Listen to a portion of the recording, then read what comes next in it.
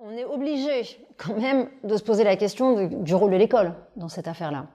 La première question qu'on s'est posée, c'est pourquoi?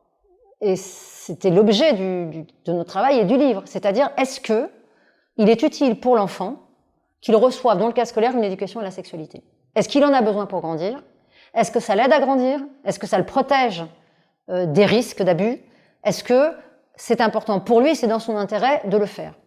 La réponse scientifique des médecins, c'est non. Donc, évidemment que compte tenu de la situation, à partir du moment où c'est pas utile pour l'enfant, que c'est pas dans son intérêt de le faire, et que l'éducation est déjà pas capable de leur apprendre à lire, à écrire et à compter, on considère qu'effectivement, ça n'a rien à faire dans l'école.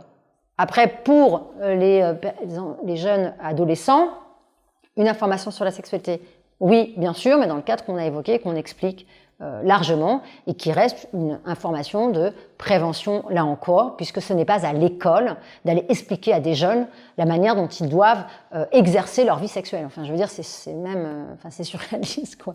Voilà, je pense pas que ce soit le rôle de l'école. Je pense que nous, tous adultes, eh bien, on a découvert la sexualité dans des relations à l'autre, consenties, et certainement pas, en tout cas, c'est pas ce qui est prévu avec nos professeurs. Voilà.